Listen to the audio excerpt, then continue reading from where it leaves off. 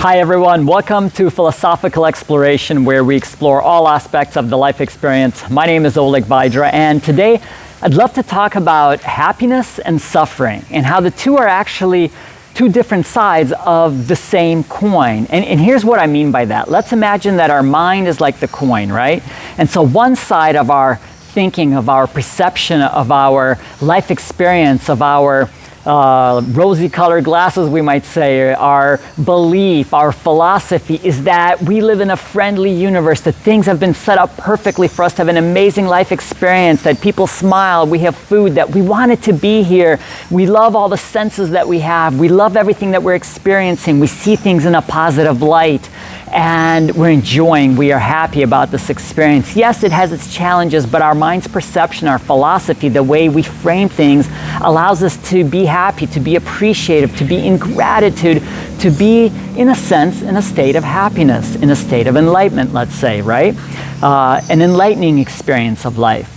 The other side is that no matter what's going on, you always see things that there isn't a full glass, that it's not enough, that things aren't going to happen the way you want them to be, that things are not perfect, that these people are all against you, that the smiles aren't genuine, you're not really enjoying your food and your showers and your water and all the little things in life. And again, it's the same mind looking and experiencing the same, what we might call existential life experience, right? Everything is the same within its existence around you, but you're perceiving it in a different way. Your philosophy hasn't been developed. You're not framing things. You're not perceiving it in the right context, and you're feeling down on life. You're feeling not harmonious. You don't feel like you're in tune, and you feel a sense of suffering. Now, of course, if we take away that this is not the suffering of the body because you had some kind of an accident, or that your freedom has been taken away, but really what most of the Western society, everything from US to Europe to Canada, Australia,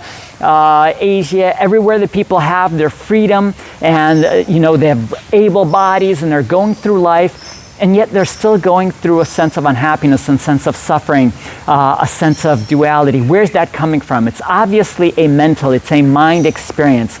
As the Buddha once said, that everything begins, right, from the origins of the mind, because it is our mind that's processing everything, that's understanding everything around us, that's perceiving things in a certain way.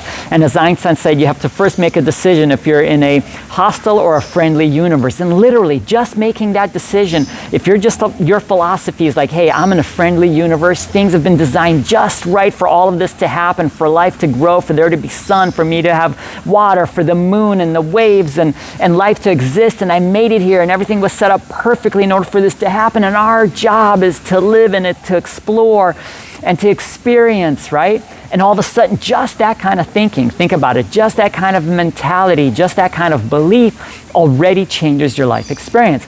The other side of the same coin, the same mind, the same existential reality is that, things aren't working out the way I want. I don't have enough money. I'm going to lose my money. I don't know how to make money. There's no more other ideas. These people aren't friendly to me. Their smiles aren't genuine. Nothing's perfect. The coffee's not hot enough. The food is, literally all these things, because sometimes you talk to people and it seems like they're just focused, and they tell you about how everything is wrong for them in this world, how everything is wrong in this world, on this planet. Okay, but obviously it's not existential reality. It is that person's perception. It is the way that person, for some reason, has gone down that road and hasn't been able to bring them out. And unfortunately, we live in a society for now where, yes, some of us have parents that have been able to guide us in this direction because people are awakening. Some parents are in a more awakened, enlightened state of mind, and they've passed on some great information to the younger generation. And that's amazing. That's what I hope we will do as a generation. That's waking up, awakening, becoming more enlightened, becoming more conscious, awareness, right? Consciously expanding our minds, our understanding, and we can pass that on so our children don't go through the same level of suffering as we do. Really just mental suffering. It's just confusion. And so, our parents, our religions, our political systems, our societies, for some reason, teach us all these things, but not really how to go deeply into our own self-realization, because that's a deep, big part, is that people end up living a life according to what their parents want, what society thinks you should do, according to a schooling system, according to some kind of platform, where a person hasn't self-realized themselves, who they are, allowing the energy to flow, allowing them to be who they are so they feel happy, so they look forward to what it is that they're doing in life. And that's a big part why people don't enjoy their life experience. But there's many parts, but the most important part is how to guide your mind. And that's exactly what it is. You know, I don't know if you can absolutely control your mind, but we can certainly really guide it. And we can guide its philosophy, we can guide its thinking, we can guide our perception, and we can learn. You know, our mind is like like any muscle, right? We can train it, we go into this direction. So for example, I've been training myself for a long time now that no matter what happens, no matter what kind of situation I'm kind of faced with, I take a moment to step back. I step into that kind of state of pure consciousness and I observe what's going on. Is there really a problem, or am I perceiving a certain sense of problem because maybe things aren't happening exactly the way I set forth for this day, or maybe the way I would have wanted to, or maybe I'm just a little tired, what is it? And if I can see that, then I don't go stumbling down that road and just, I catch myself and I use that mental perception, my philosophy, and I'm still working on it all the time. But sometimes I meet people where their mind hasn't been trained at all, and they are just stumbling onto every reaction of everything that's happening, whether they hear something on TV or somebody else says, or the way they look at it, or if just the coffee wasn't hot enough, the food wasn't perfect, and they're just down, and blaming and complaining.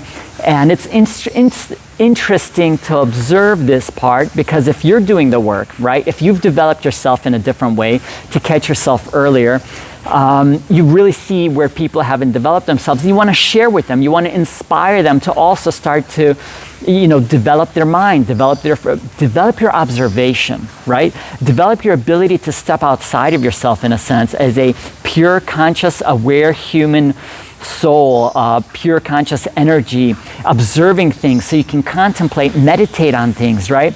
So you can start to expand your consciousness, your awareness of this whole existence and what's really happening and how massive this existence is and how big this universe that we're a part of, so we don't get stuck on these little things.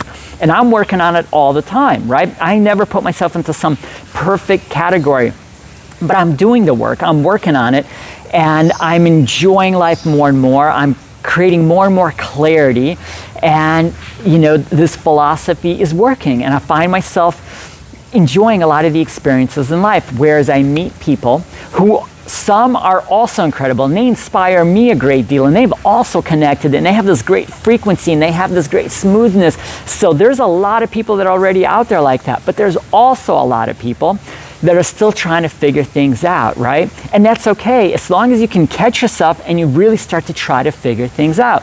Then this suffering, to even realize that if you are suffering, who's suffering? Where's the suffering coming from? Is it just your mind suffering from the perception, or are you suffering physically? Do you feel that you're suffering physically because you're not expressing your energy? There isn't the flow of energy. You're not doing what you should be doing, right? Because most of the time, that's what it is. Our mind is suffering because we're not doing what we want. We don't have a good philosophy figured out. We don't have the right perception. We don't have the right framework. We're not really looking at things with the right way that we should be looking at things in order to appreciate what it is that we're experiencing. And so it is a thoughtful process. It is a self-realization process. And when you go through this process, your mind starts to suffer less. Your perception, your understanding of life becomes less of a suffering experience and more of an appreciative, more of a happy, more of a self-realized, more of a harmonious experience in life. And I think that's what we should all be on a journey of trying to develop within ourselves and trying to get there. And when we are doing that, and the more our energy starts to flow with the forces of nature, the more we start to connect with other people that are also like that. And you realize, wow, there's more people like that. I never knew that, right? And then together you support each other, and there's this flow of energy, and things just work out in a more magnificent way.